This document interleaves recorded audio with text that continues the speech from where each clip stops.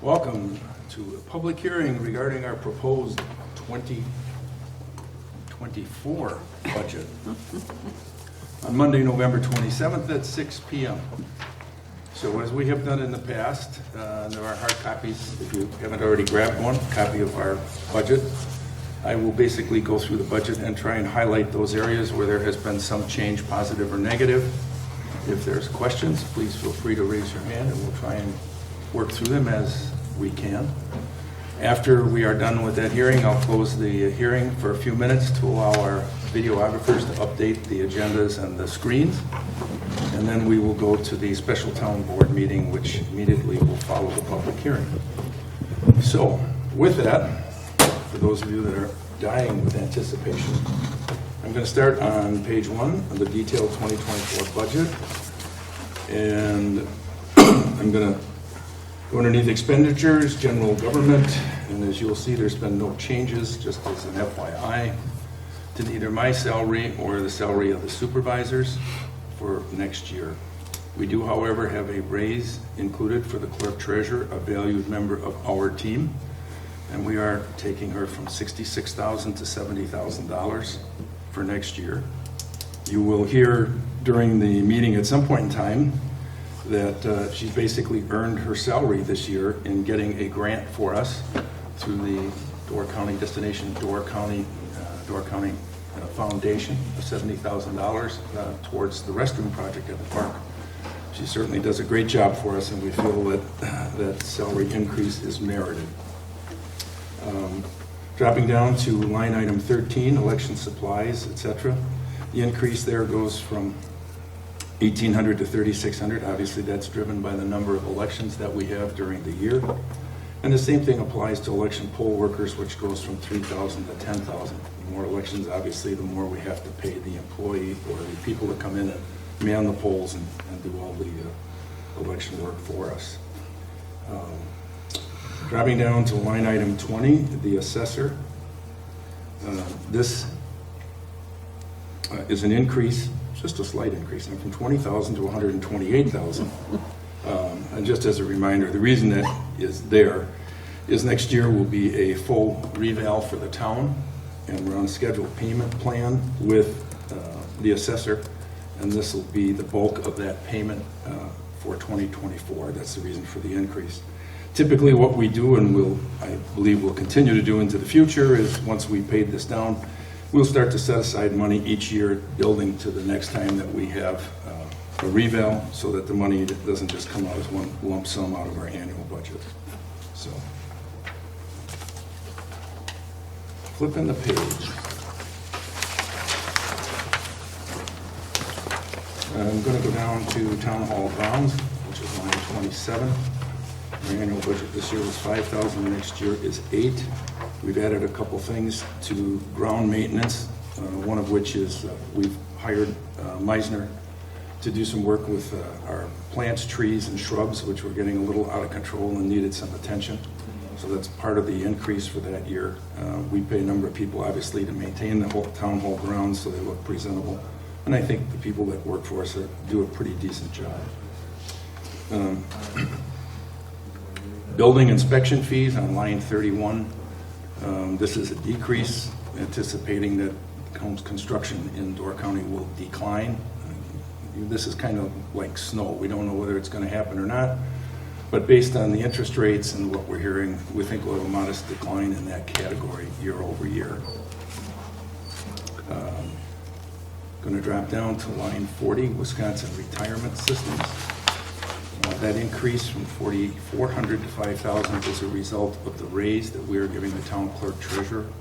We match her her contributions to the state retirement fund, so that's the reason for that, the reason that increases.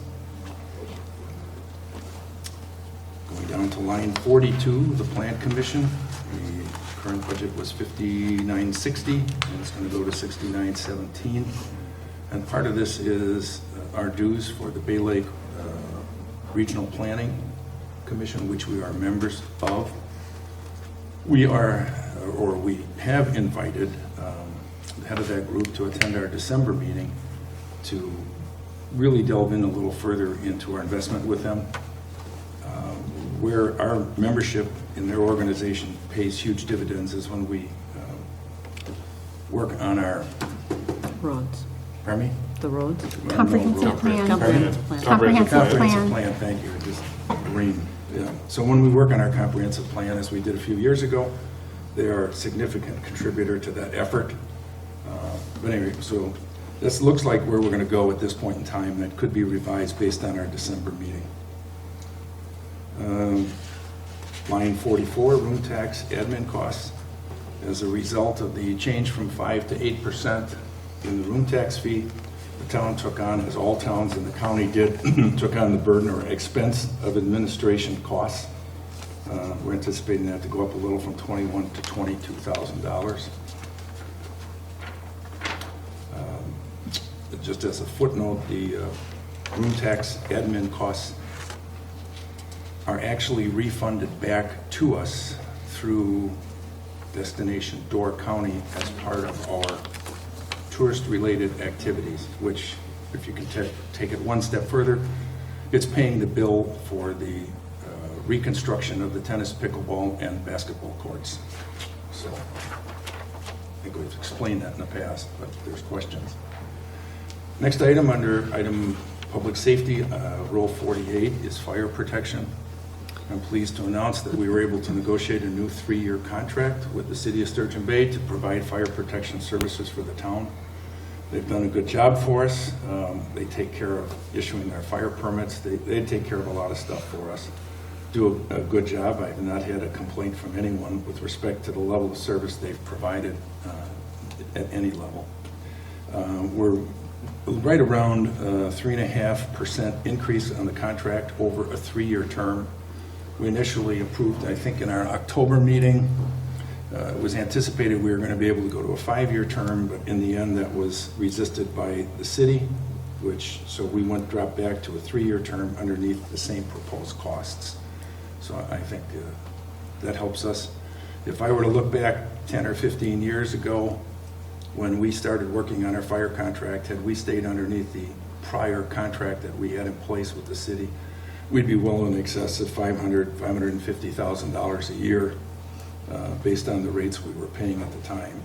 So it's a win-win for both of us. They get a significant chunk of cash from us, which enables them to maintain their fire equipment in top-level control or condition, and we benefit as well.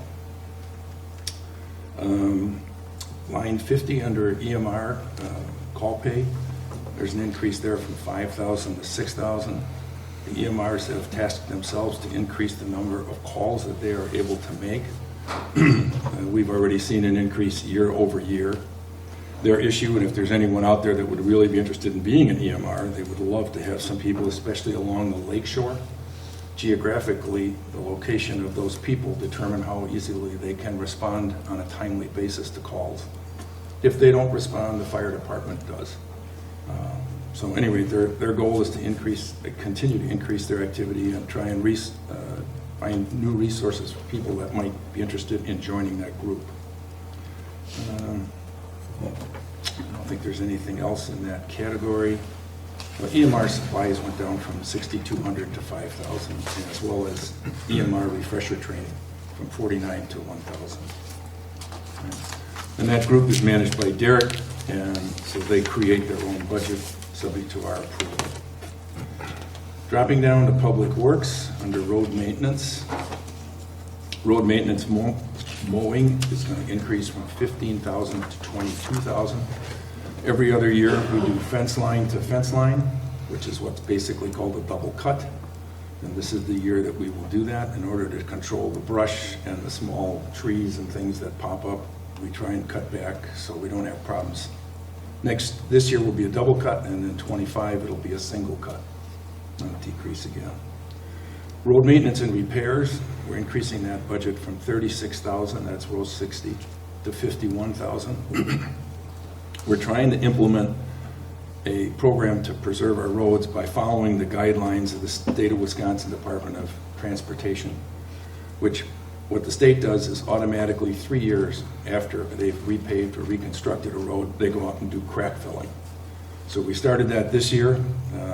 We were a little under budget on our road construction, so we spent the extra money to implement that this year. And we'll try and carry through with that next year, picking off the roads that are just 3 years old, preserving them so water does not get into the pavement and cause the pavement to buckle over time from the freeze-thaw cycles. Road construction, we're going to stay with the $400,000 that we've maintained for the last few years.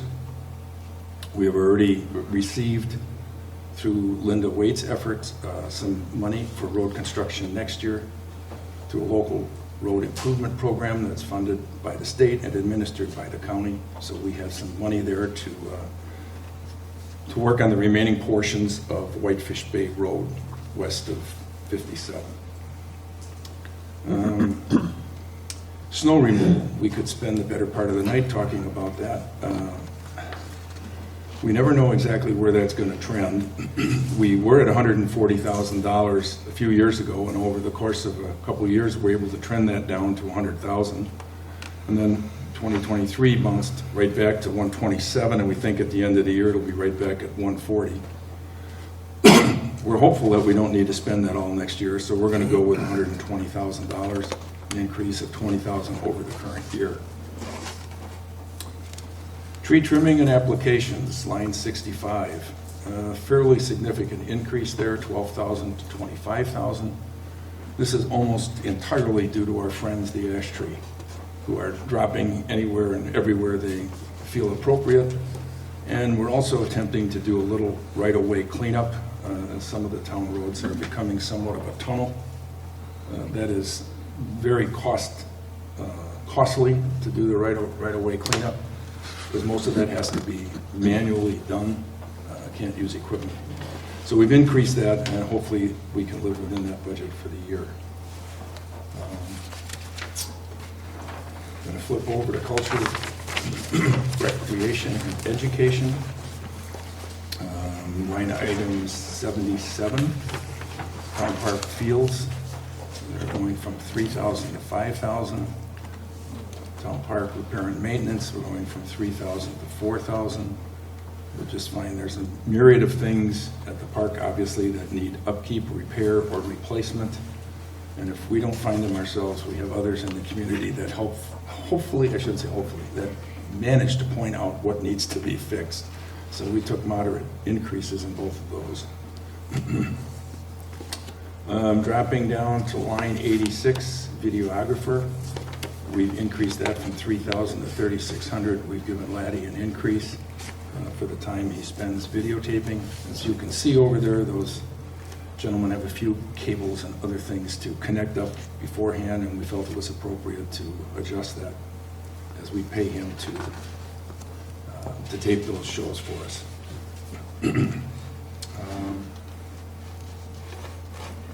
Okay, I'm going to flip over to Capital Park Recreation, page 97. Excuse me, line 97. Capital Park Recreation, the budget for 2023 was $74,000. The budget for 2024 is $33,000. I think I mentioned earlier we got a grant regarding the $70,000 to. Our plan is to completely build a new restroom that'll be ADA compliant, a family bathroom as well, adjacent to the existing concession stand, and to and to remodel the existing concession stand and bring it up to today's standards, let's say. Plan Commission, we budgeted nothing in 2023. We have set aside $5,000 as a starting point for updating our comprehensive plan. And broadband webcams, Wi-Fi, we had budgeted nothing in 2023, knowing we weren't going to do anything with it. But as part of our contract with AT&T and expansion of Wi-Fi, we put in $25,000. Our hope is, and our contract with AT&T stipulates, that they will be providing us a hotspot, more or less, or Wi-Fi, at our town park facility locations where we will enable cameras.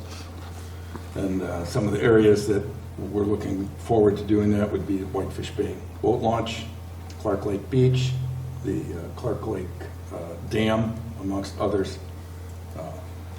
That's set aside whether or not that'll happen in 2024.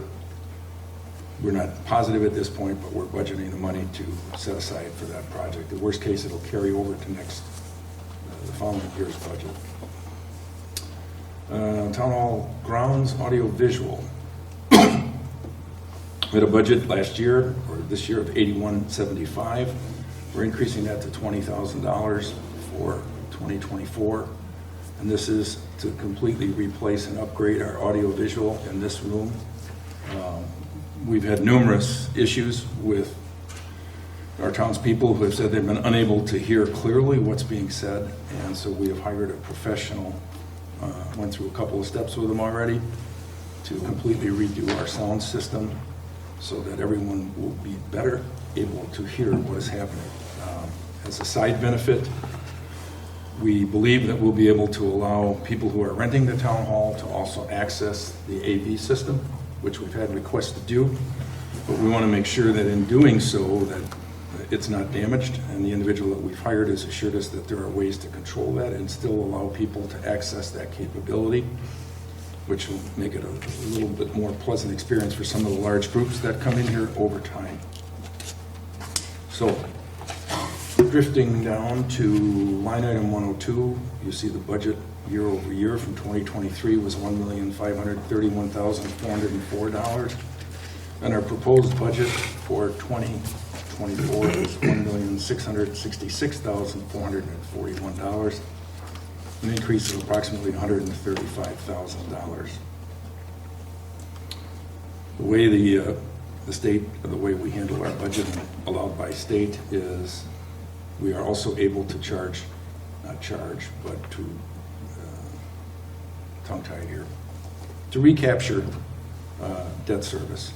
So when you look at line item 106, where it says total expenditures and debt, that number becomes year over year $1,688,133. So under intergovernmental revenues, if you go down, I'm just picking off the high points again. Go down to line item 112, highway aids.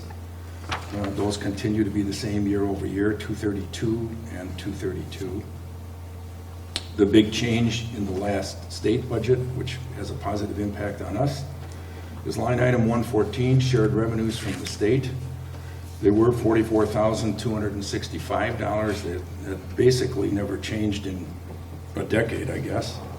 And after the last budget cycle, our shared revenue contribution from the state will be $122,829. That's approximately an $80,000 increase year over year, which is great, since they have a limit on so many other areas that we kind of budget for.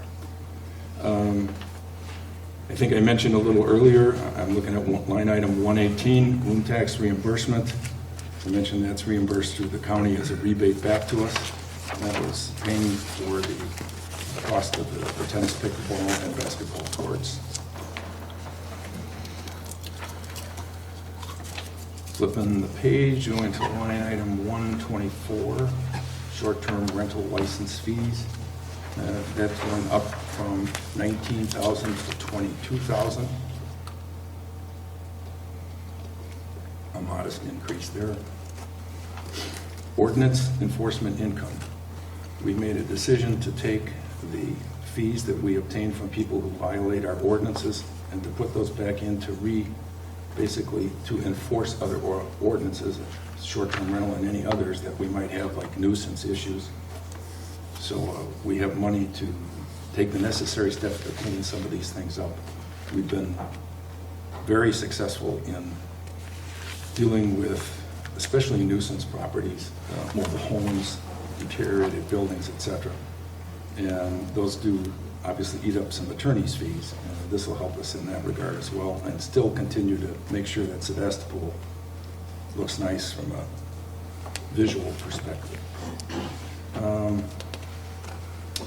Line item 134, field work reimbursement. You probably know we have an agreement with the Sevastopol School District to use the park. They They're the primary user for the ball fields at the park as well as their physical ed classes. And under that, they pay us a fee once a year of $10,000. That's static year over year. We've worked with them. If you've read some of the news in the Pulse or others, we have worked with the school to do some park enhancements, and most recently through donations made from individuals and from organizations. The school, working through the Mighty Pioneers, which is a school support group for the baseball, kids baseball, have been able to purchase 3 scoreboards that'll be replacing the existing ones this spring on the park. Cost roughly $50-some thousand, as well as enhance the baseball field through some enhancements and creation of bullpens for the students and the kids that use those parks from a safety perspective. So, room tax receipts on room 140, line 142, going from $120,000 to $140,000. This is kind of similar to snow. We don't know whether we're always going to go up or down, but we're going to try and trend it up, and we'll see what the economy does year over year.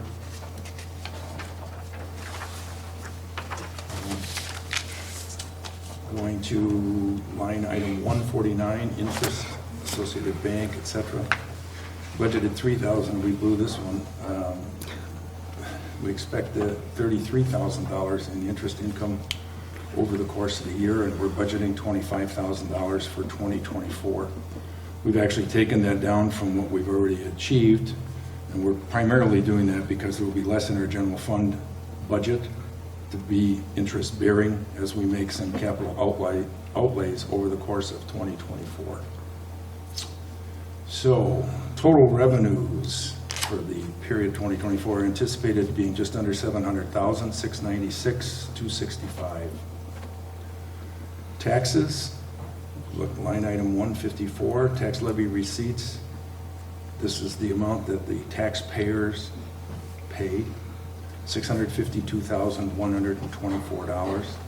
That is the maximum levy that the state allows, which I think is less than 2% this year, or is it 2? That's less than 2. Less than 2, based on new construction, you're right. Then we have levy for general obligation debt of $21,000, so the total levy is $673,816. Revenues and tax levy receipts come to $1,370,081.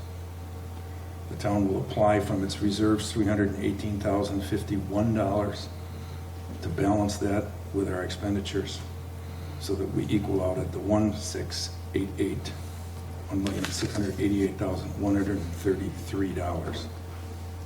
And that is everything there. Oh, just I think this is probably the most interesting part. I gotta flip the page. If we were to look at our tax rate for the last 3 years as a result of this budget, in 2021, our municipal levy per $1,000 of assessed value was 86 cents. In 2022, it was 89 cents. And in 2023, payable in 24 is 89 cents per thousand.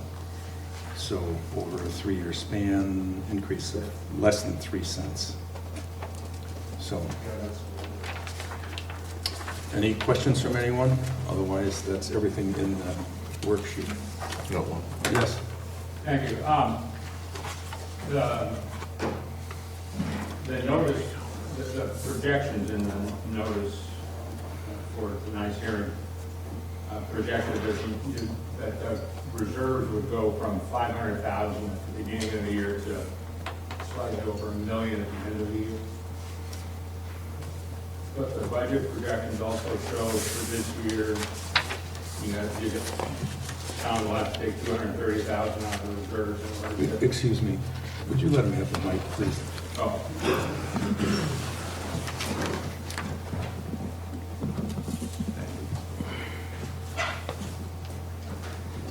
So the projections in the notice, I still can't hear anything. Is it on? Is it on?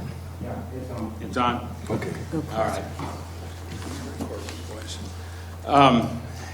The audited financials showed a balance in the reserves of $500,000 at the first of the year. The projections in the notice project a balance in reserves of $1 million at the end of this year. The projections in the budget are that you'd have to take $230,000 out of the reserves in order to balance the budget this year, which means, if I'm doing the math right in my head, there's got to be about $700,000 of revenue flowing into the reserves over the course of this year in excess of the expenses. And I don't understand initially where that money's coming from to raise the reserves. Well, it's not flowing into it because there's money that's been in there. So what you're saying is there are additions to what was in there from the previous year. Yeah, well, no, the projection, and maybe the dates are wrong, but the projection is the reserves will go up $500,000 this year. But you'll also take $230,000 out of the reserves this year in order to balance the budget, which means you got to come up with $700,000 to hit the million. Well, at this point, we haven't taken anything out of reserves. So, so that 230,000 is still in there. So, so let's negate that. So that 500,000 now still has that 730,000 in there, okay? Or the 230,000. Correct. You said But you said, 730. okay, so, but we started at 500,000, $500,000. But we didn't use any, But according to your projection, you have to take out $230,000 by the end of the year in order to balance the budget. We are just, that is the budget is a tool. We're projecting that if things happen the way we think they're going to happen, we might need this money. If we get a grant, like we did, that's money that we didn't think we were going to get, and so now we have excess money. So there are times that we might use the cash applied. There's times we might not use the cash applied. It's all an estimate as we go. I understand what a projection is. Okay, And even if we set aside the $230,000, set that aside for a minute, you're still projecting your reserves are going to grow by $500,000 this year. So I don't understand where the $500,000 is coming from. that's money that we've that's money that, It's accumulated funds. correct, so, The financials that you shows a balanced budget. Mm-hmm. If your expenses equal your revenue or your revenue equals your expenses, I don't understand where the $500,000 is coming from to increase your reserves, our reserves. Okay, All I'm trying to do is understand how the numbers are working. so the capital expenditures, the majority of that money is coming from the capital expenditures. The increase in typically the money that we're having over that amount of time is coming from the capital expenditures because we're putting more money away to do larger projects, such as the restrooms at the park, broadband expansion, the audio visual in here. All of those things are larger things that are going to cost a greater amount of money. The town hall, we always have $50,000 in reserve in case we need, a couple of years ago, we needed a new well. We needed over $50,000 to do that. So we have reserves set aside.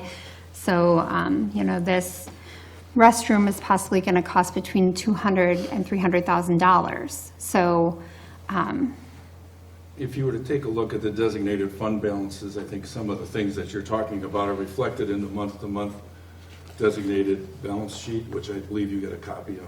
Yeah, so You show in there that there are line items like town park capital, building fund, room tax, ARPA funds, et cetera, which increase significantly the base that we have on reserve, if you want to call it that. So,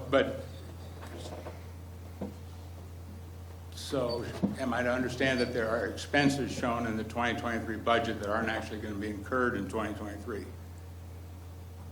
And that generates revenue you're not spending for that purpose, and therefore you put it into reserves? Correct. You follow? Yeah. Yes. Correct. So roughly a third of the expenses in the 2023 budget aren't actually being incurred, that 500,000? Well, some of it's being accrued, you know, it's, I think the best bet, Jeff, is, it's Jeff, right? Yeah, yeah. You should probably just sit down sometime outside of this and get into it. It's too involved. It floats. I mean, it's, I've been doing this for unfortunately too long. And it just gets to a point where, you know, there is a lot of flex in the budget as you go. And if you underspend, you can amend, you can move money from one category to another. You accrue funds, it carries over. You anticipate spending it for something, it may or may not get spent. You have a rainy day fund that's mandated by the CPA organizations or the government, as you know. And we try to just juggle through that. We get audited annually, April meeting, we go through all of that. I'd be happy to have you sit down and talk to our CPA if that satisfies your itch, so that, you know, Sure. we're just not going to be able to go through all of that detail to your level of satisfaction. Would have no problem in setting that up if that's something you'd like to do. Sure, that would be helpful. I did want to ask a specific question, and trust me, I understand that budgets are the best Just guesstimates? projection you can make as to what's going to happen in the future, but I was struck, I was looking at the parks, yeah, and I realize these are not huge numbers, but Give me a line item, please. sure. To start with,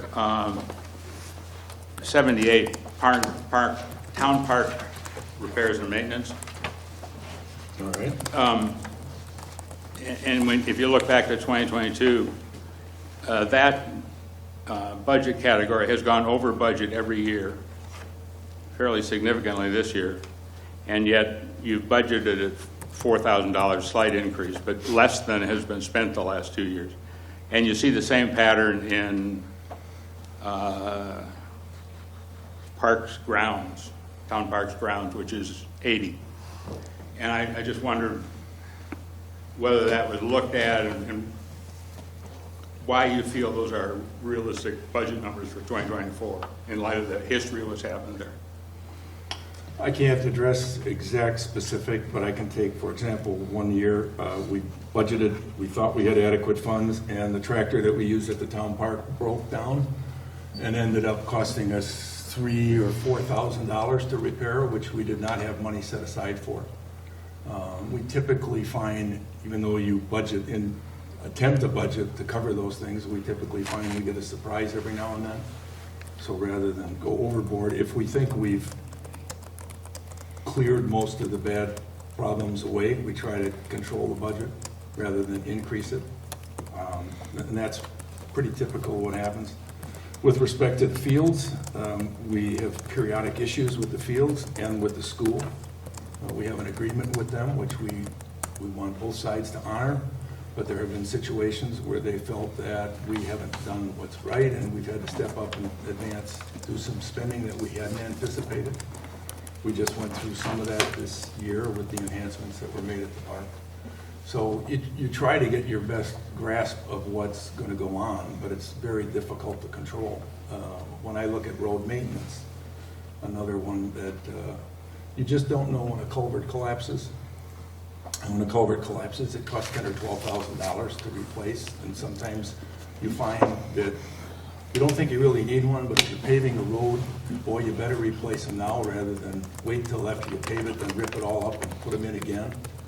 So you're just making your best guesstimate. You know that you have excess funds, just like generally everybody does.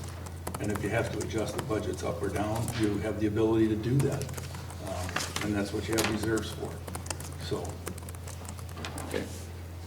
The final question is a general one, and you alluded to it going through here. As I understand the revenue cap that applies to towns, you can only increase your general levy by the percentage equal to net new construction, which for this year was 1.3%, which you've done. But the expenses, the expense portion of the budget has increased 16%. I mean, you're like everybody else, costs go up. right. Has the board considered or projected at what point it becomes impossible to maintain the course the town is on financially, and what alternatives are available to try to address that? I don't know that we have delved into that topic specifically. We have been fortunate over the last couple of years to benefit from two things, one being ARPA funds, and the other one will come to me. Room tax? The increase in Room state aid tax. helped Thank this you. year. Room tax. Yeah, sometimes, room tax and ARPA funds have been two really significant increases in our revenue streams. And we've taken on some projects that we've used some of that money for. Broadband is another one that's coming up, where we'll end up using some of that money for. I would say that, obviously we have to think into the future, but at this point in time, I can't envision that using what we have, that we should have any major issues for the next 2 to 3 years. I don't mean major issues, but we should have any problems dealing with our budget versus our revenues. Obviously, some of the things that we've undertaken are one-time expenses and shouldn't reoccur. Restrooms, park enhancements of significant funds, broadband. So I think some of those things will drop out of the budget as our revenues decline, and hopefully we'll still be in line. I think in the 20 years that I've been on this town board, I'd have to go back and double check, but I'm pretty sure that we've stayed within 80 cents per thousand to 90 cents per thousand since I've been on this board, which I think, even though our expenses may be up, I think is very reasonable in comparison to surrounding communities. And I think we've done a fairly good job managing your money to this point in time. So, and I think, in fact, last year or 2 years ago, the Peninsula Pulse laid out the cost per thousand for all of the towns in the county, villages.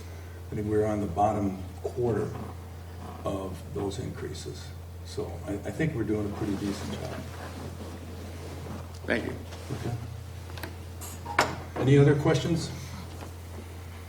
Yes, sir. Just a quick, for clarification, and I know this isn't obviously not until the whole broadband thing is up and running, but when you mentioned the webcams and stuff like that, is it gonna be like public viewing webcams or closed circuit? Kind of like when I say public viewing, like, you know how they have the color in Sturgeon Bay where you can log on to the website and see, like, say the town park and whatever. Is it gonna be public viewing or is it closed circuit? I don't know. Okay. We haven't got, we've gotten some proposals from them that, encompass everything you could ever want. Okay. Primarily, we're concerned with Clark Lake, with the beaches, and we're concerned with the dam. Right. We've had many issues over the years, so I'm sure that both those locations will be able to view and record. Beyond that, I don't know. The idea for the park would be to provide Wi-Fi and potentially a camera that someone could look at to determine if there's a use on a basketball court or, something going on. But it's too early to be determined yet, as we haven't inked the contract yet with AT&T. So, Yeah, I was just curious. yeah, so am I. We'll see where it goes. All right, anything else? All right, if not, I'm going to close the public hearing for the proposed budget for next year. And we'll take a 5-minute recess to allow the guys to update the agendas for the TV station and YouTube channels. And then we will go to the notice of special town board meeting. All right?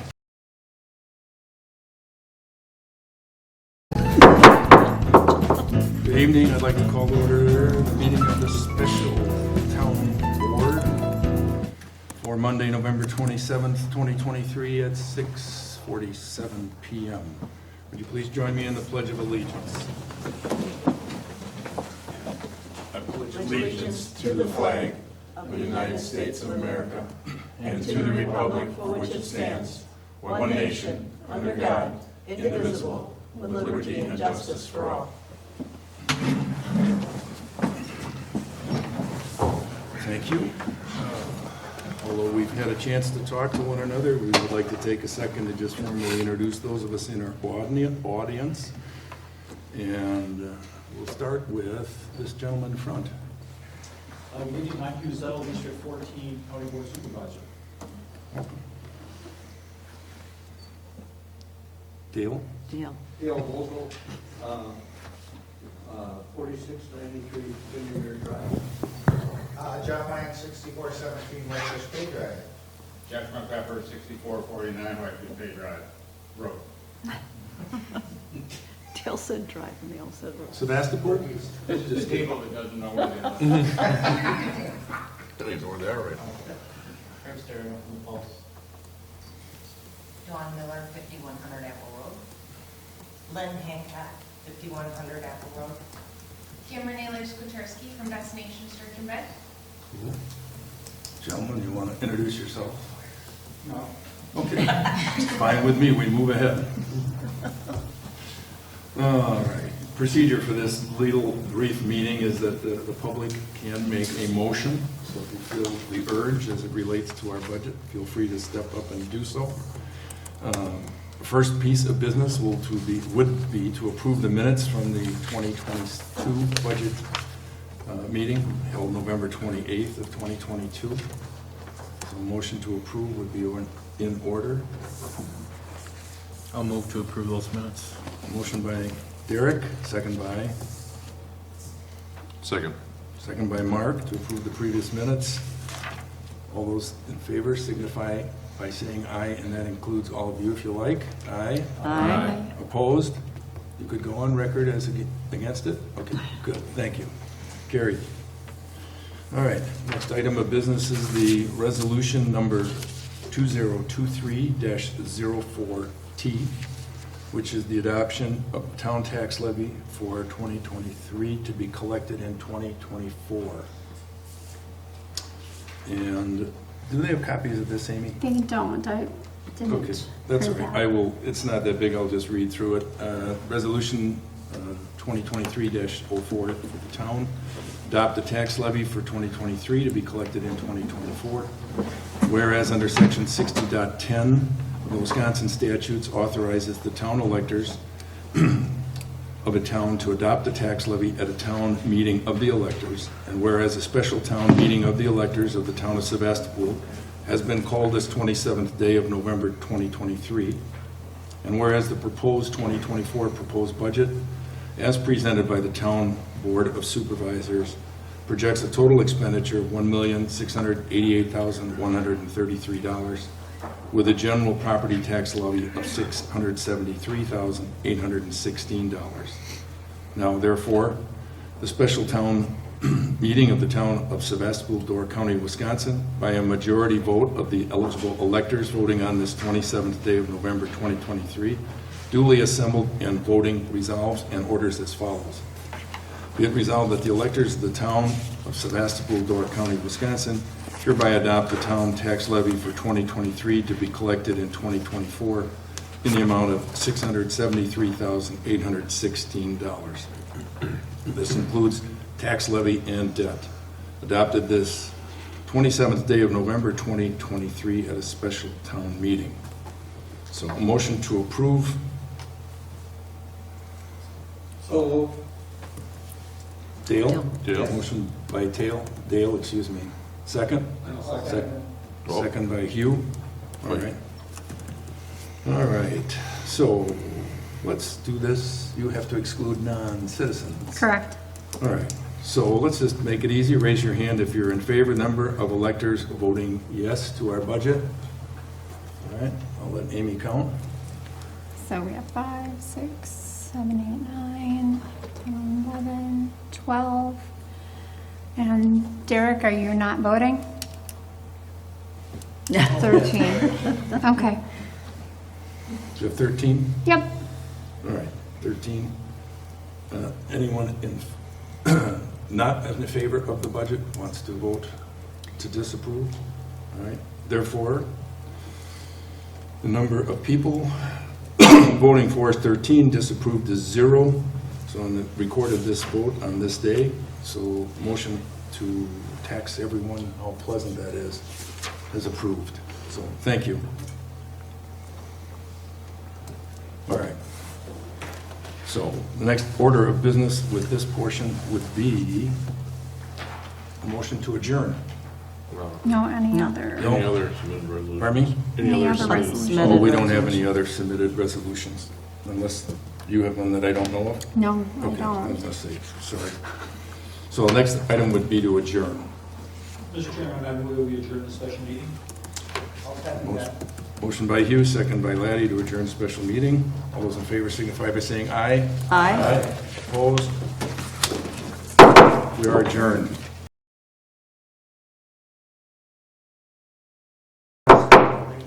Good evening. I'd like to call to order the Board of Supervisors meeting for Monday, November 27th at 7 p.m. And let's establish a quorum. Chairman Dan Wolfle, Here. Supervisor Jeannie Vogel, Here? Supervisor Mark Hayne, Here. Supervisor Derek Daniel, Here. and Supervisor Linda Waite is excused. All right. We're going to save everybody the second opportunity to meet your next door neighbor, because we know who you are and you haven't left us, so thanks for sticking around. Public participation, anyone here wishing to speak on something that's not on our agenda? Give you an opportunity to do that now. You look like you're going to say something, Jeff, but I'm not sure. No? Okay, you just kind of had that look. Yeah, thanks. Okay, just wanted to give you an opportunity. All right. All right, to adopt our agenda, first, my clerk treasurer would have to tell me that it was properly noticed. Your agenda has been properly noticed. Good work. All right, motion to adopt the agenda. I'll make a motion to adopt tonight's agenda. Motion by Jeannie, second by Second. Derek. All those in favor signify by saying aye. Aye. Opposed, motion carried, thank you. Approval of the minutes, Board of Supervisors meeting, October 16th. I will make a motion to approve the minutes from the Board of Supervisors meeting, October 16th, 2023. Motion by Mark, second by Second. Jeannie. All those in favor signify by saying aye. Aye. Opposed, motion carries, good. All right, at this point in our discussion this evening, we have Cameron from Destination Sturgeon Bay, who's going to spend a few minutes with us talking about the updated tourism guide that her group worked for. This is a carryover from a couple times in the past year where we wanted to get updated on where we stand with the use of our marketing fund dollars.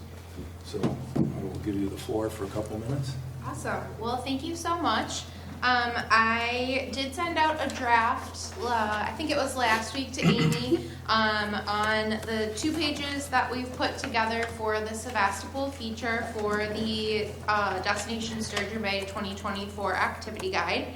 And with the holiday in between, I wasn't sure if we were going to be able to get a few edits in, but we were able to get an updated version over today. So that's kind of what you're seeing in front of you for this community feature. So just as a refresher, Destination Sturgeon Bay puts together an activity guide annually, and this year's activity guide is going to be 66 pages. So this will feature 2 pages on Sevastopol, and I just really would love to get some feedback from the group on the direction that we're kind of heading. And just knowing that, well, this is the second draft now, but if there's anything that you feel that we're missing or that we could edit or, include or add, feel free to let me know. Just kind of a timeline. We did send this out to our membership for edits and suggestions with a deadline of next Monday, so December 4th, because we'll be receiving our next proof on Friday, December 8th. So if there's any additional changes or tweaks or things that we can make, we'd be happy to do that, but just really wanted to get the board's feedback on the direction that we're heading. and make sure this is kind of where we wanted to go. Board, speak up. We'll start with Mark, how's that, we'll make it easy. All right, so you say 2 pages. Yep. Is that 1, 2, 3, 4, or 1, 2? So it would be 1, 2. So you open it up in the spread, and we'd have this on the left-hand side, and then this on the right hand. So this is gonna be one whole page, Yep. just Of this, just Cape Point. Yep. just Cape Point, basically. Yep. In the introduction, okay. Well, at least we own it then, we show Then we ownership. show ownership. So yeah, that's- honestly, that was one of the pieces of feedback I know that we shared, is that we wanted to drive home the point that Cave Point is in Sevastopol. And I did want to share too that this does go along with the theme of the activity guide. We are doing a lot of full page beauty shots and features. And I mean, Cave Point is obviously beautiful. So I thought that would be kind of a nice way to introduce it. And then we've got like the couple sentence blurb on the bottom.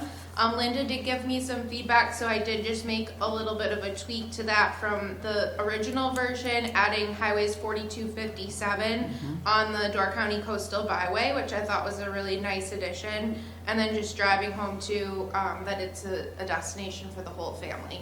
And then moving on to the second page, we did feature the farm. I know we did talk about not featuring specific businesses or members in Sevastopol, but that's also throughout the guide. We do rotate these pictures, so I would anticipate, in the 2025 guide, I mean, we could get your feedback too about a different, business to feature or a different thing to feature.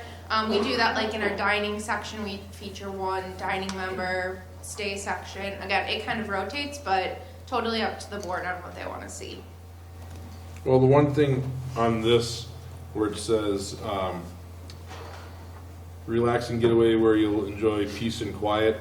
Are we gonna be stepping on Jacksonport toes because that's their saying, the quiet side? Okay. I don't know, you know what I No. mean? Cause We could say No. noisy. well, I'm just saying, cause that's like their slogan, that's their saying, the quiet side. So I don't know if Okay. that's, I mean, the rest of the board thinks it's fine. Yeah, Solitude. it's, I think it's- something, I mean, I think, personally, I think it's fine. okay. I don't think they have ownership or a patent or whatever you call it on yeah. They- Jeannie, you got comments? Um, If Mark's done, I don't mean. Yep, nope, go Are you ahead. okay? I like what it says as far as the Cape Point, the message, which indicates that we are here, not to be bypassed. The only other thing I can say is there a way of incorporating, I mean, the farm picture, are we putting the other one up or not? So folks can see. The farm picture, is there any way, pictures speak 1,000 words. Is there any way that either a different photo can be found? I love cows myself, but that's not what I'm saying, and I love kids too. Yeah. But is there a way of doing something or finding a photo that would maybe do half of that and then another photo that could hand something else from the, whether that be the dairy breakfast or something like that, the threshery, just a general comment. And if it's all right, Mr. Chairman, I'd like to ask the folks that are here what they think of this spread. I mean, if you opened the magazine, what would you think? Would you be attracted to Sevastopol by what you're looking at? I just have one point of confusion that I want to clarify, or something that confuses me on the first page. So I know where Linda's trying to get at with 4257 being part of the coastal byway thing, but to me, by saying highways 4257, it makes it sound like if you go on 42 or 57, you're going to get to Cape Point. To me, I got confused when I read it that way.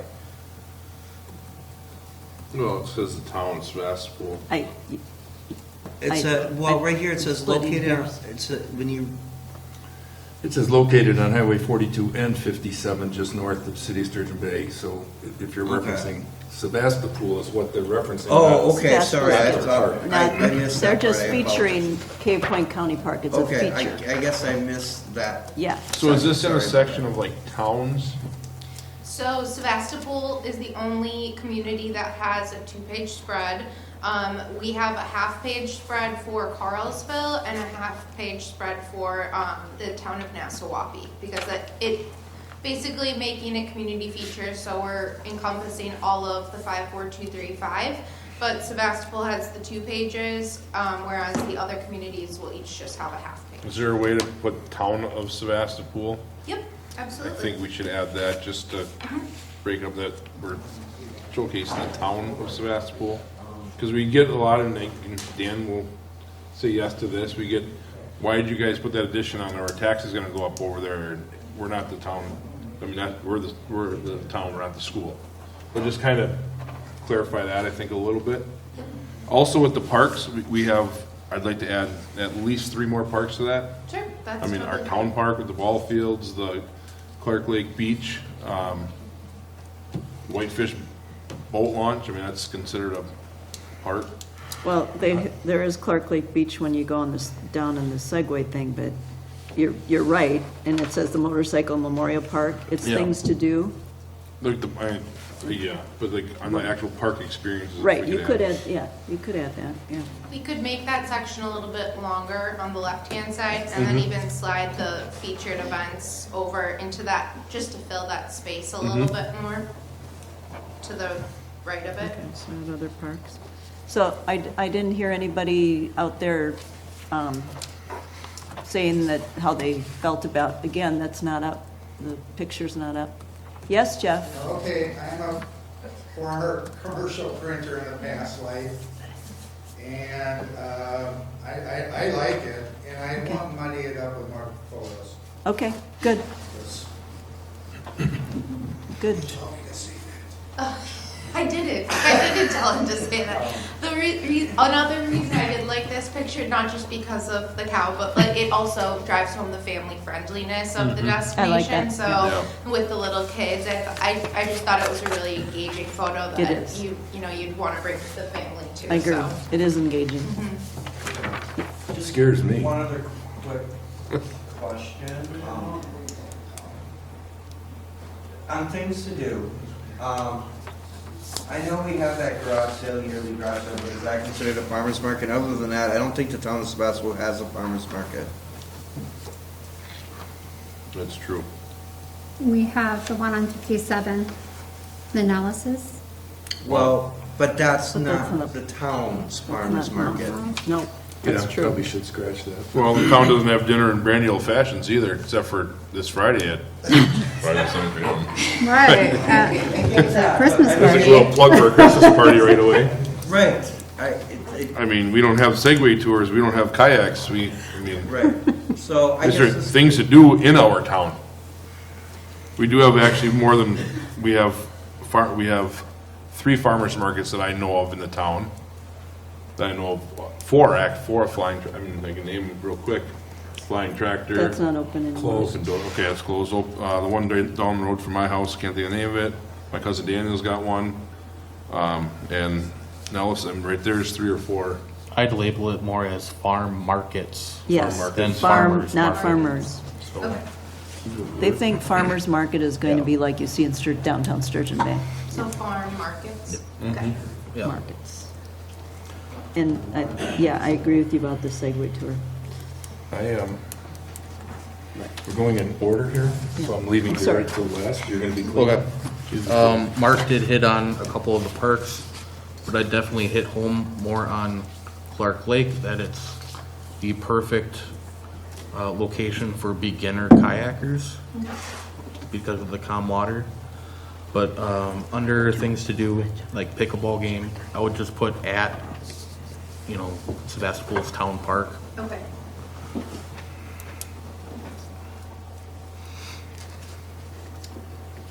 Contrary to Jeff, you didn't get the privilege of seeing Linda's, maybe last month, her photo outlay that she provided Cameron.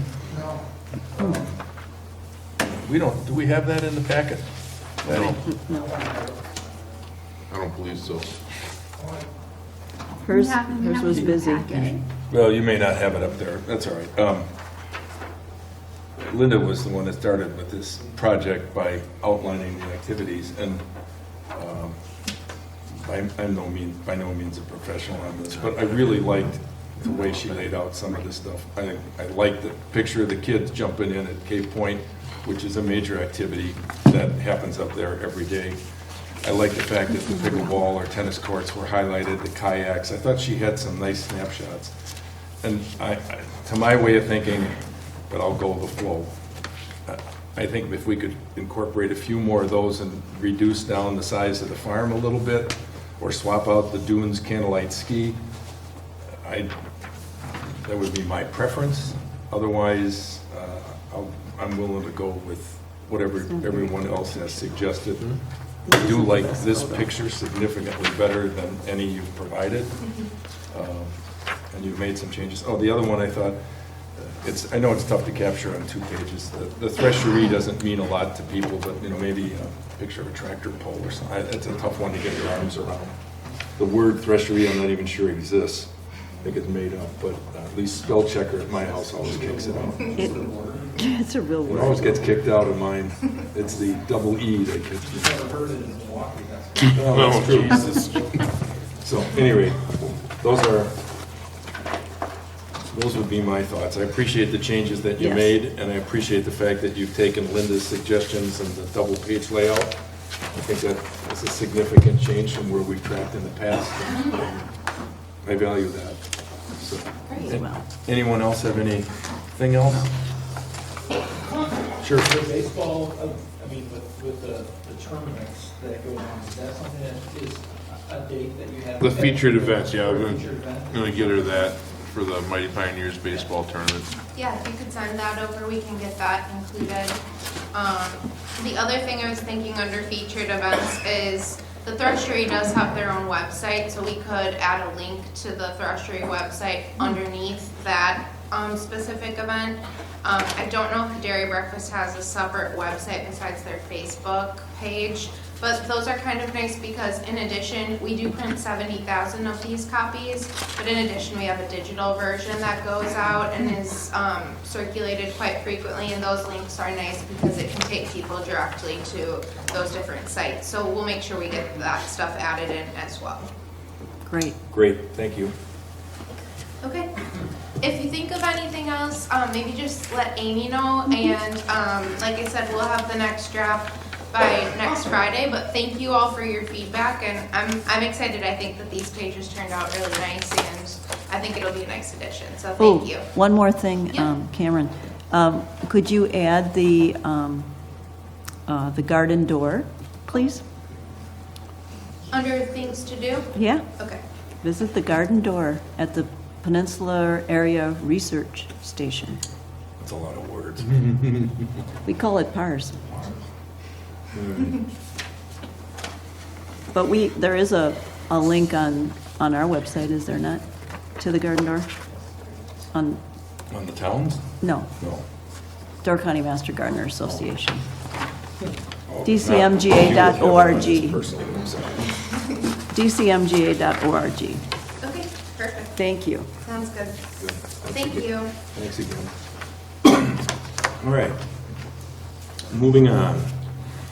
I mentioned this in the earlier discussions about the budget, but just for those who have joined us, we were able to negotiate a new 3-year contract extension for fire protection with the city of Sturgeon Bay.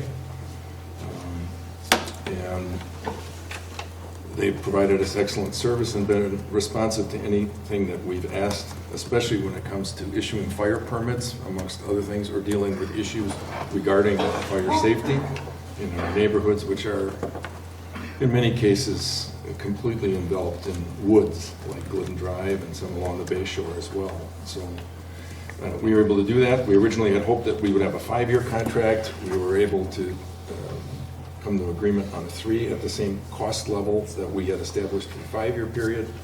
We had approved this, I I think it was in our October meeting.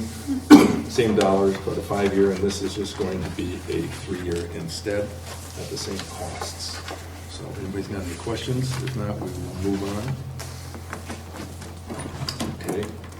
Next item, I also mentioned a little earlier, our clerk treasurer did a superb effort by putting in an application to the Door County Community Foundation through the Destination Door County Fund, and did this all on our own.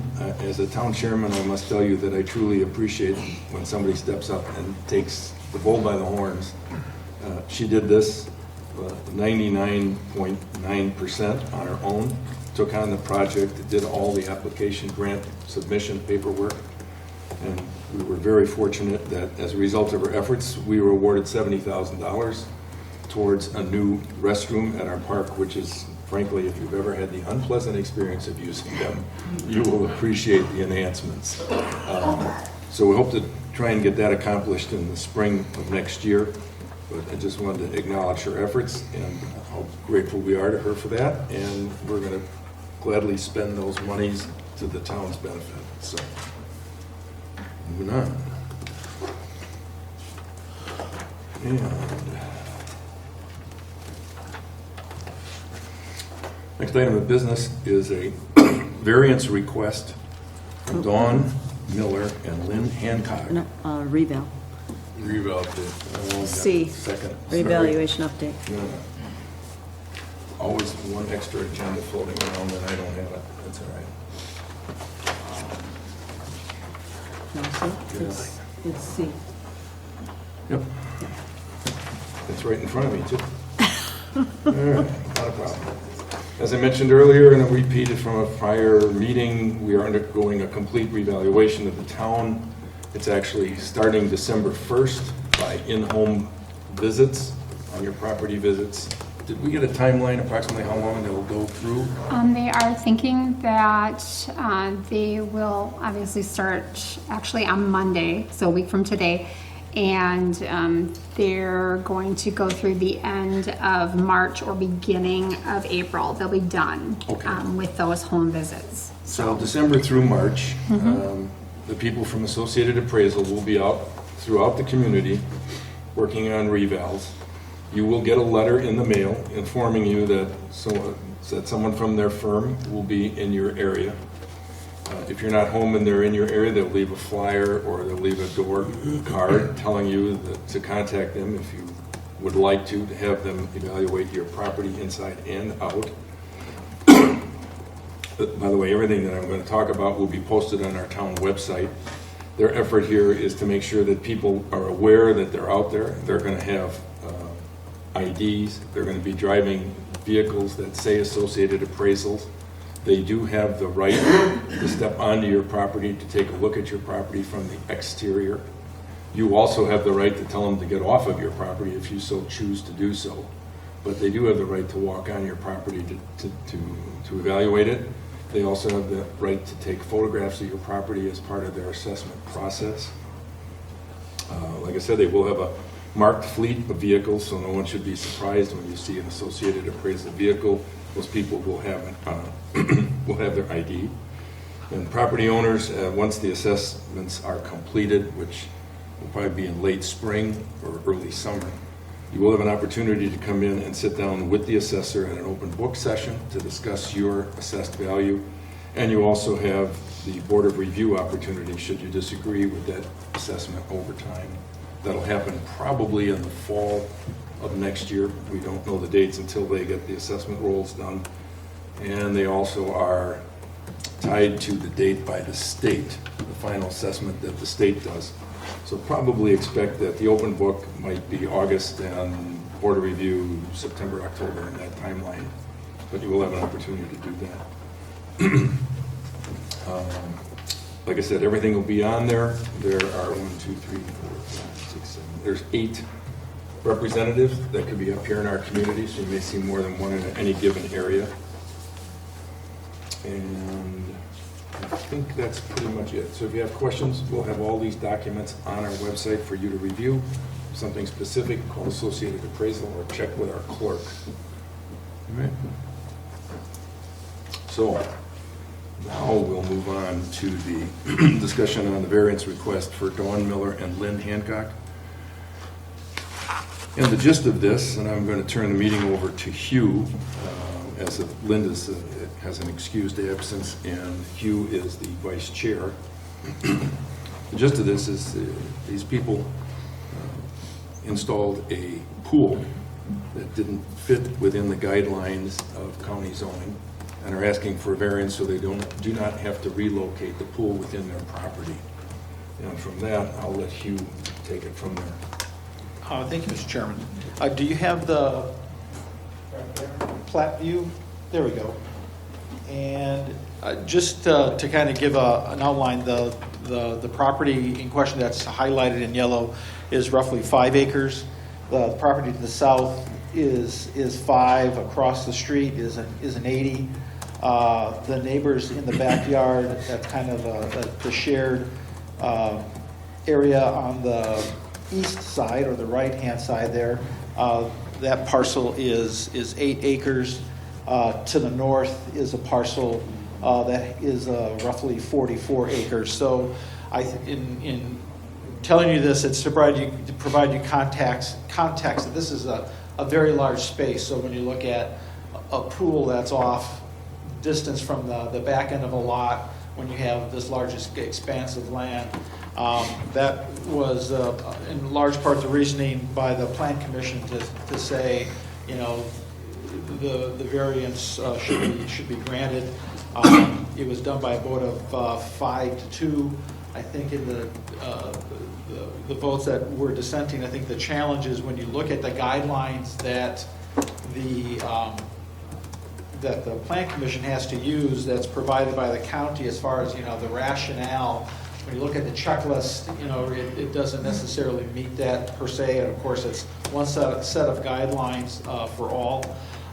And as part of the requirements by the Plan Commission, if I can just find the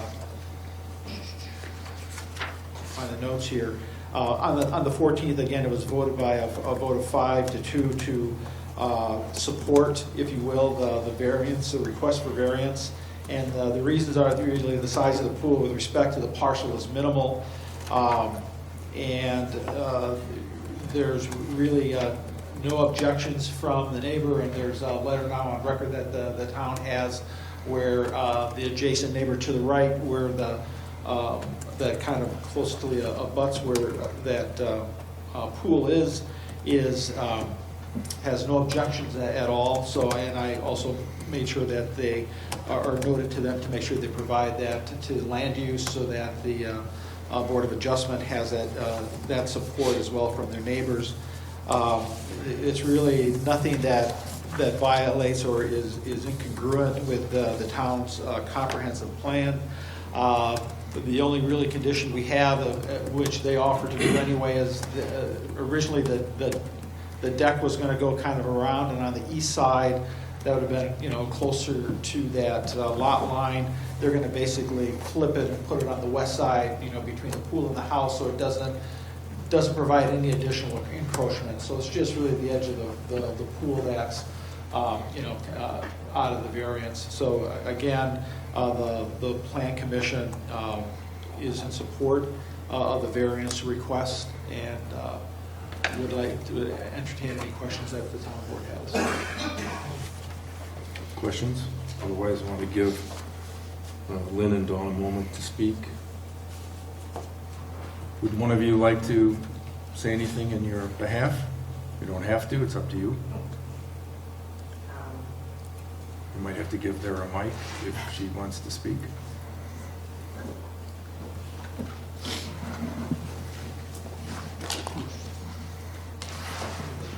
Thank you. Hi, thank you, Lynn Hancock. Just really wanted to, you know, provide as much information to you guys to know that, you know, certainly we would hope that we don't have to move the pool 10 feet. I don't know what to say. You know, certainly we would work with anybody to, you know, obviously make sure things were done the right way. And when we talk to our neighbors, and especially the neighbors behind us, they, you know, as they say in their letter, you know, they don't have any issues about relocating the pool the 10 feet. So, and I just hope we can have that variance. Okay. Well, we would make, if we agree with you, we would make a recommendation to the Board of Adjustment that they support your cause. And that'll happen one way or the other here in a couple minutes. I guess the only other thing that I would add here is if you've looked at the documentation, there was an honest effort on behalf of the town clerk to offer an opinion which unfortunately didn't coincide with zoning versus just referring the parties directly to the planning committee. And as we all know, our county planning is fairly complex. And she was just doing the best she could to help someone out. I don't place, I'm not trying to place any blame whatsoever, but I think we indirectly contributed to the problem at hand. And from my perspective, I would support supporting their request for variance. But that's up to the rest of the board. I just wanted to share that with you. Does anyone else on the board have any comments with respect to this? None? Hearing none? Guess what's next? I'll make a motion to send a letter of approval or support to the county board of adjustment. All right, we have a motion by Mark. Second by Derek to send a letter of recommendation supporting the application for Dawn Miller and Lynn Hancock for their variance request. Any further discussion? Hearing none, all those in favor signify by saying aye. Aye. Opposed? Motion carried. Good luck with the Board of Go get Adjustment. them. Yeah. Thank you. All right.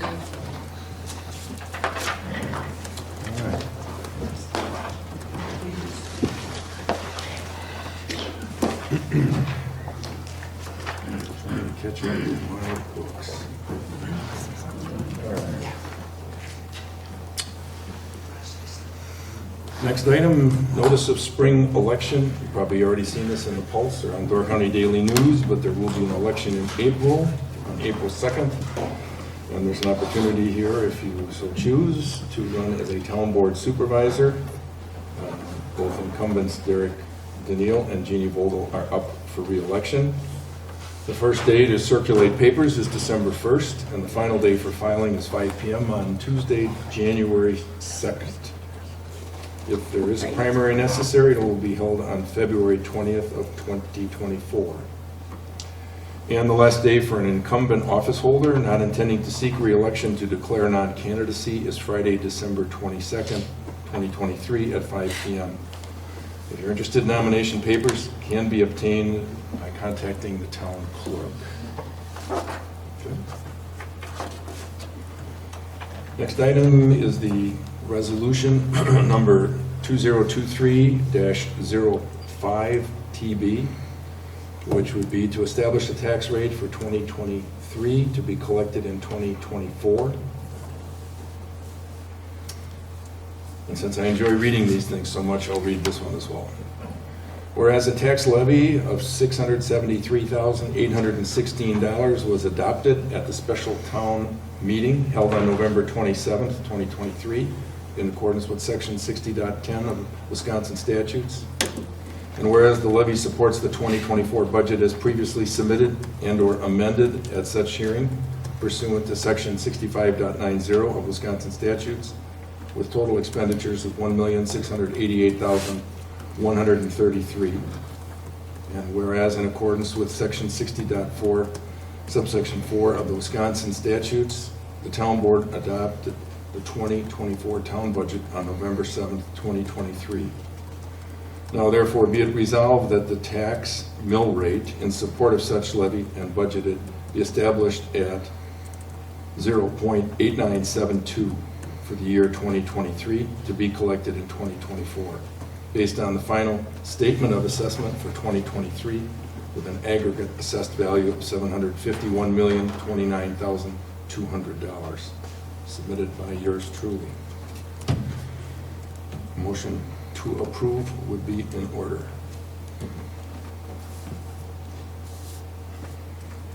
I'll make a motion to approve the resolution, Oh, good. number 2023-05 TB. Thought you were waiting for Linda. I Okay, was. Motion by Jeannie, second by Mark to approve resolution 2023-05 TB. All those in favor signify by saying aye. Aye. Opposed? Motion carried. Thank you. Can we go back up? Okay.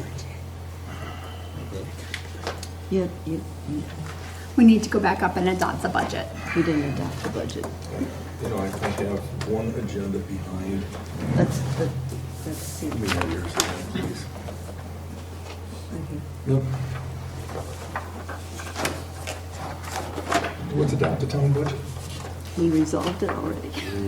I have absolutely nothing in my packet with respect to that. I don't know. There isn't anything, we just have to make a motion, the board has to make a motion. Thank you. Adopt the Yep, All right. in that I'll make case, the let's do motion to that. adopt the town Derek's budget. going to make a motion to adopt the All right, 2023 town wonderful. budget. second. all right. Second by Mark? Awesome. All right. You got all that, Amy? Yeah, yep, Derek, Mark, motion second, adopt the Yep. town budget. All for those in favor? 2024, yep, absolutely. It's all good. Oh, yeah, it says 23 on there. Yeah, it's 2024. It's 24. Well, okay. Yes. Yes. Yes. Yeah, Aye. We've already adopted the 2023 budget. It was budget balanced for after 2020, the fact. All yes, right. after. We have a motion. Song and dance. Motion and a second to adopt the town budget. All those in favor signify by saying aye. Aye. Approved, opposed, done. Thank you. Usually we do that at the December meeting. I don't know, I'm off sync tonight. All right, financial reports. You have the account balances in your packet. You have the budget versus actual and the transaction by date. Any questions? If not, a motion to approve and put on file would be in order. I'll make a motion to approve the vouchers, bills, and claims, and the treasurer's report. Should we do both of them all in one? Oh, you know what? Let's give Should we do a report? Yeah, let's give you a chance to do that. The town has received the remaining balance of our shared revenues from the state, which was about $36,000. The 2023 property tax bills to be paid out in 2024 will be mailed out by December 15th. So people who are really excited to pay before the 31st, just remember that I have until the 15th. I'll get them out as soon as they get here, but give me a little time.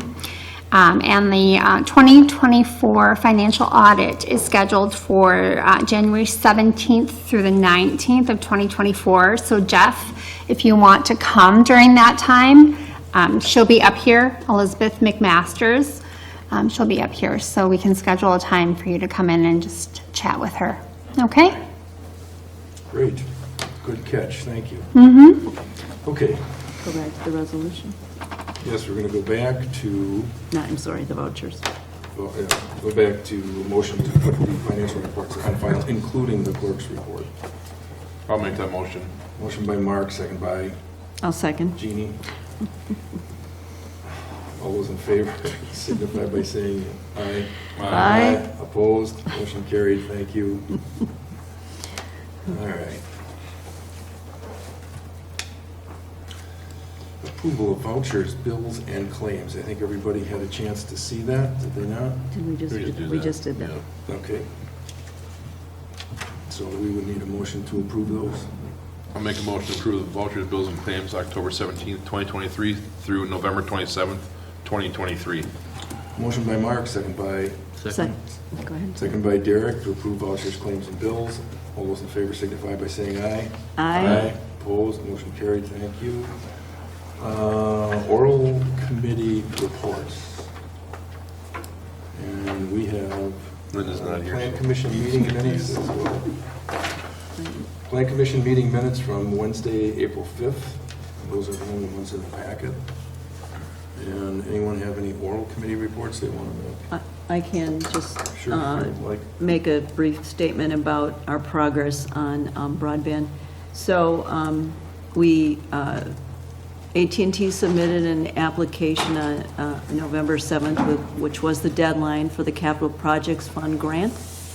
That grant is a $42 million pot of money.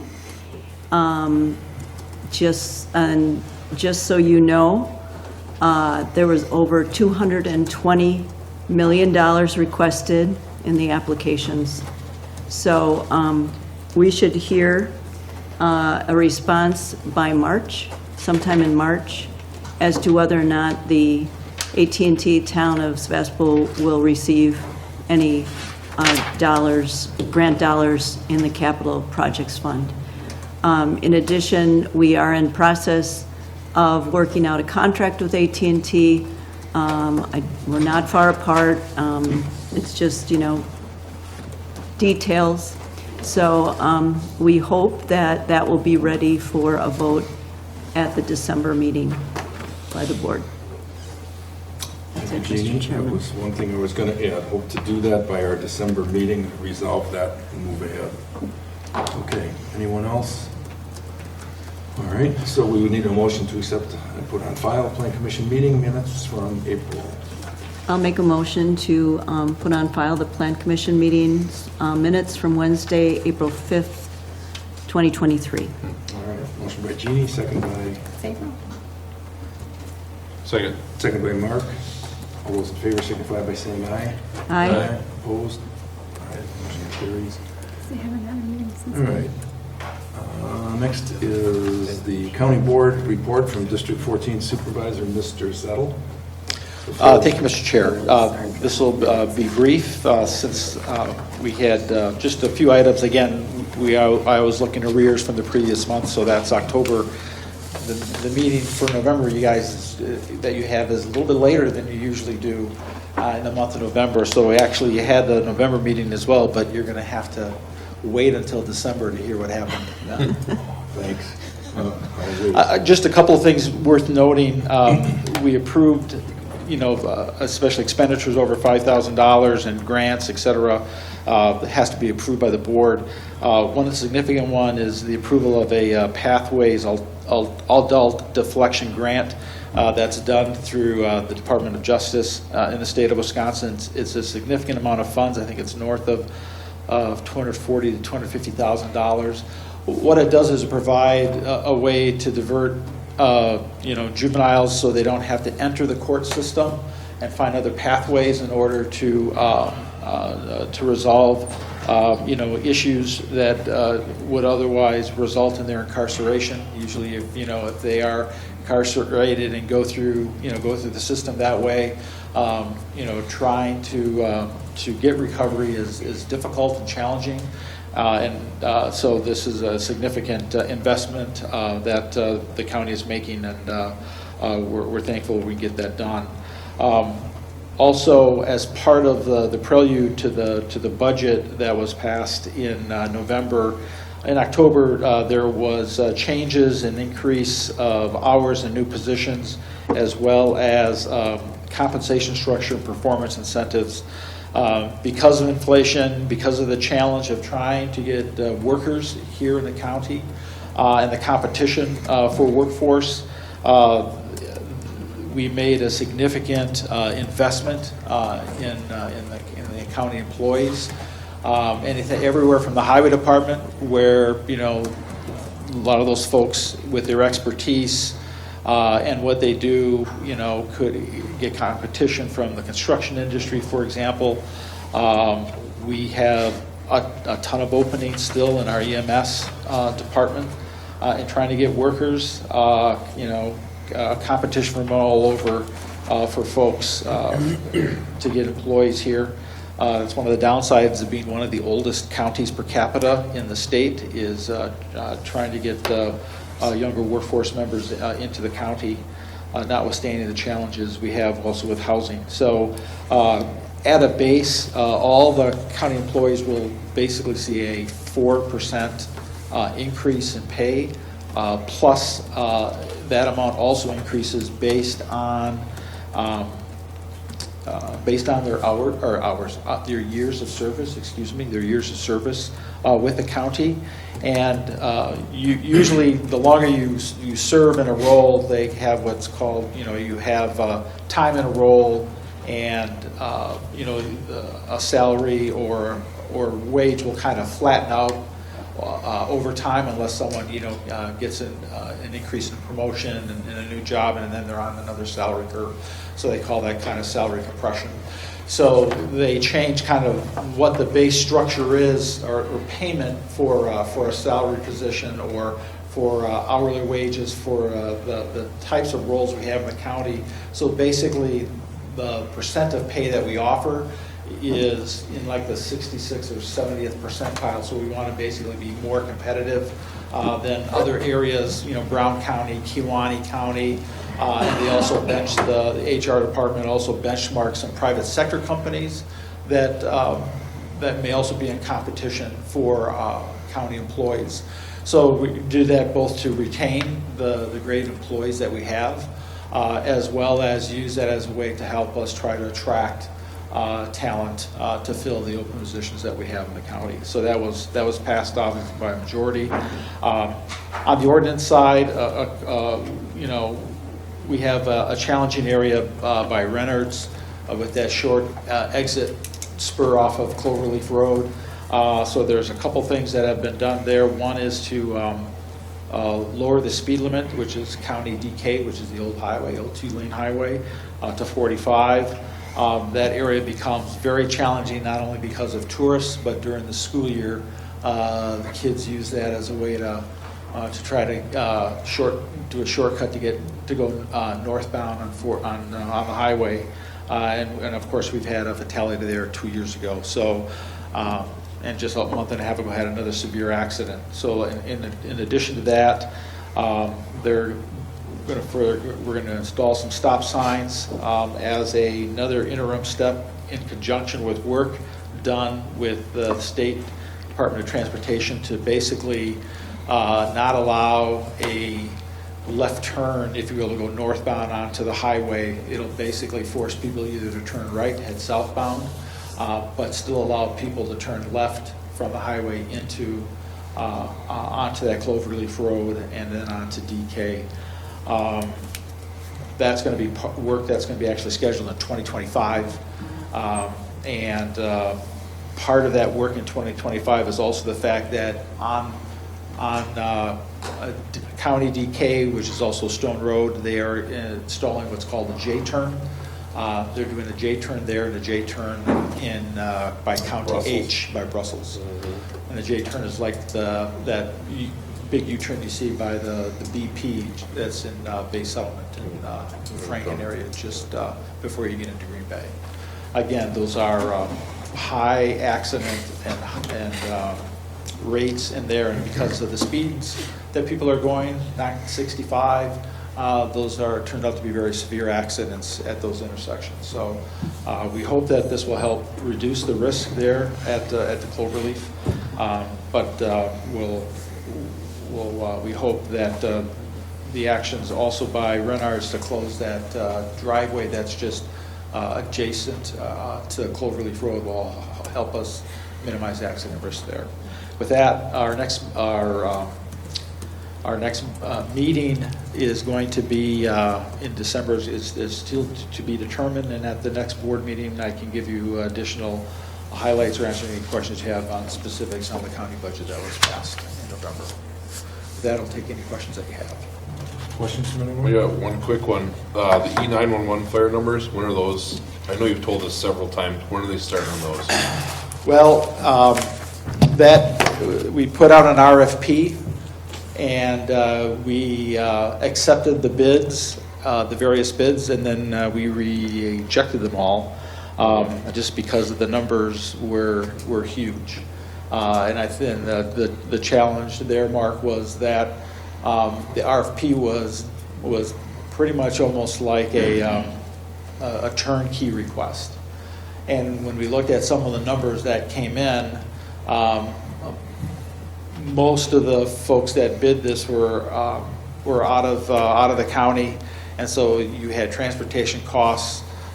Some people, or someone, one of them just bid the signs, even though that was not asked for in the RFP, so we almost had to discount them. But the reason they only did the sign portion is because they would have no place to house workers, right? You got to install the signs in the summertime, and so to find lodging for folks, it would have just ballooned the price. So we went back to in the RPC committee where this action, or RFP was taken, and we basically redid the RFP to basically do it in two chunks. One is all the signs, and also look at adjust brackets so that we can use the existing posts. One of the other huge costs is that because it's in the right-of-ways, we would have had to have digger's hotline go along, every place there's a post to make sure that we didn't have any buried lines. And that also would have added, tons of delay. So the new strategy in working in conjunction with in consultation with the highway department, which is installing the existing signs, is to basically reuse the posts as much as possible. If we have to move a post because we're now going to go to a perpendicular sign with the numbering on both sides, we'll just note that and just have to relocate a smaller number of posts. And so we expect to get those bids probably in January, and then look at implementation in the spring. Cool, thank you. Yep, you're welcome. Anyone else? I have two questions. No, really only one. I take it back. I understand the compensation issue because someone from another adjoining city south of us called Algoma tried to draft our town clerk treasurer. So I understand what's involved there in trying to retain good people. So we're glad we still have our town clerk treasurer. My question revolves around land use services. Was that part of, did they get an increase in personnel at all? That was one of the issues that had come up to the admin committee, and I don't know where it went from there. Dale could help me chime in on that one. That was talked about in finance, Dale? Is it finance or admin? Yeah, we did talk about that in finance. And there's going to be something that's going to come up on that at the December meeting. At the board meeting or your committee meeting? Our meeting. I don't know. I think you'll find, it sounds like there's going to be some approval and some changes on that. And so we'll have to let you know how the vote comes in. Perhaps you just keep me in the loop on that. I did send correspondence in when that topic came up. I saw that. And we are really being taken advantage of. I can't express that enough. I understand. We have too many places where people are building without permits. It's a free-for-all out there. And I've been more than diligent in reporting any and all that I stumble across, and I'm obviously only touching on a few of them. But we're not complying with our own zoning ordinances. There's no follow-up, etc. I would, if I'm available and you let me know, I'd be happy to try and show up under public input and share some of those thoughts. I think there's a number of issues. I think that we don't have the people that we need, number one. And I think the public out there sometimes just says, we're going to go ahead and do it and we'll pay the fine. And there are things that need to be done. Okay. Yeah. Well, I appreciate that. Keep me in the loop. Thank you. Yeah. Thank you, Hugh. Yes, Appreciate you're welcome. sitting through that. Okay, next item is you have a copy of the monthly billing statement from Door County Inspections. And I think everyone on the board knows Brett Timmy will officially be done January 1 for our town, or Door County Inspections. And we anticipate on our December agenda, we will be reviewing what next steps will be to put a new building inspector in for our town. I think we've heard from 2 people so far. So take a look at I think Amy sent out some of that information to you. Mm-hmm. So take a peek at that, and it'll be on our December agenda. Okay, under correspondence, you have a copy of a memorandum of understanding that I entered into between the Mighty Pioneers and the town with respect to the enhancements at the park. Defines the things that they did. and what we agreed to in terms of making sure the park is right back where it was prior to disruption. And basically, they've got everything but the scoreboard's done, and I think it looks pretty good, and it looks like there was very minimal impact on the overall internal appearance of the park. Would you agree to that, Mark? You've been over there, I assume? Yep, it's, I yeah. think they did. They laid down mats and stuff and they drove across and Right. yeah. And Mitch Anderson, whose career is repairing and building ball fields, commented that he was almost stunned by the fact that that infield turned out so well and what kind of condition it's in. And he said he thought it was as good as any field that he works on in the state, which I thought was nice to do. Also, there's a copy of a note in there just from the school district acknowledging and supporting the efforts of the Mighty Pioneers. The building is in there for associated appraisal. We covered that earlier in terms of where you're at. Notice of an application for proposed riprap for people along Bayshore Drive. And shared revenue, Amy talked to that, $37,000, that contribution came, and you have the fire report from the city of Sturgeon Bay for October. And what do I have? This is the tourism zone check detail for the room tax for the month. So where you're at with that. And that brings us down to announcements, which, oh my goodness, the 5th annual Town of Sevastopol Christmas Party is Friday, December 1st from 5 to 8. That's this Friday. This Friday coming up. You may have noticed some of the decorations outside the town hall. I hear there's something else that has to be lit yet. So if you stop by Friday night, you'll notice it. We do provide food, beverage, some adult beverages. Town residents are all welcome to come. The town clerk and Linda Wade spend quite a bit of time putting that party together. They do a nice job. If you've got kids or grandkids, you're welcome to bring them. They will be entertained. No question about it. So will I. Board of Supervisors meeting, next one is Monday, December 19th, and we hope to have AT&T final contract on that. And as I just discussed, we'll do the building inspector. Board of Supervisors meeting after that is Monday, January 15th. Our financial audit, which the clerk treasurer mentioned, is January 17th through the 19th. And she has a note here, it says, don't forget to mention the Christmas party. Again? Oh, I just did, that's twice. No, I Okay. just wanted to make sure So, that you mentioned it. we've had good attendance at the Christmas party. It's been a fun event. They do a great job. It's great for the So, kids. with that, I think the only thing that's left is a motion to adjourn. And hearing that, I'll move to adjourn. motion Second. by Derek, second by Mark to adjourn. All those in favor signify by saying aye. Aye. Opposed? We are adjourned. Thank you.